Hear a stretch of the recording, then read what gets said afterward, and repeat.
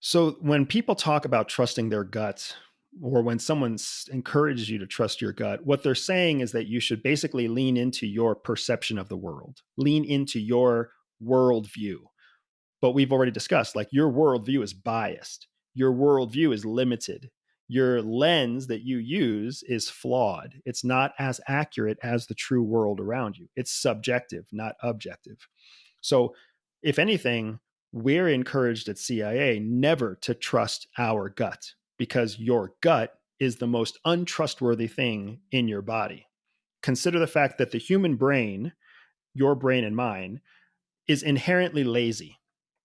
The human brain does not like to work hard. Like, people who procrastinate, there's nothing wrong with them. That is the natural way of doing things. Every single human being procrastinates something in some way.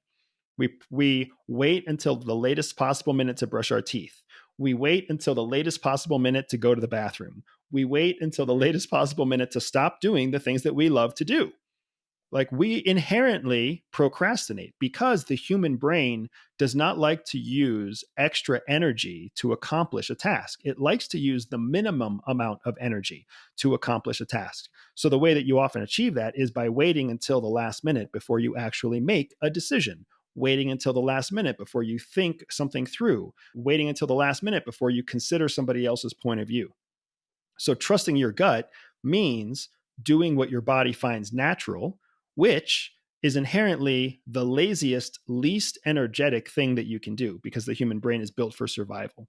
So there's lots of reasons why you should not trust your gut. Instead, what you should trust is what we call it assessment versus assumption.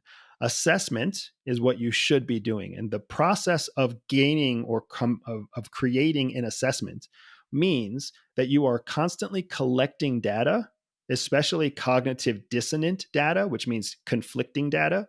You're constantly collecting data and processing that data intentionally so that you can create a current and viable perspective on what's happening around you. So if you're getting ready to have a conversation with your boss, or if you're getting ready to have a conversation with your spouse, you want to actively and intentionally be collecting information from all around you. Simple example: if you have a conversation with your spouse at 5 o'clock in the afternoon, it's very different than if you have a conversation with your spouse at 10 o'clock in the morning. Because by 5 o'clock in the afternoon, both of you have expended your energy. The kids have probably stressed you out.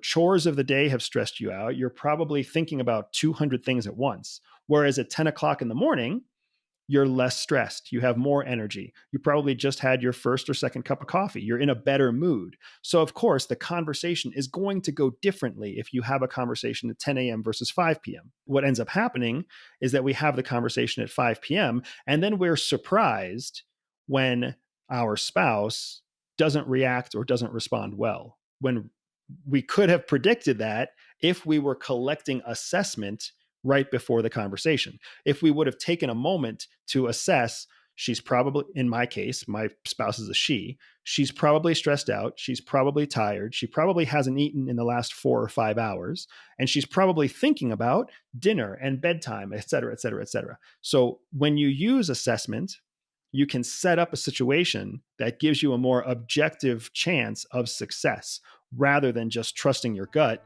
and thinking that you're right because of a biased worldview. Freedom! So fresh on me.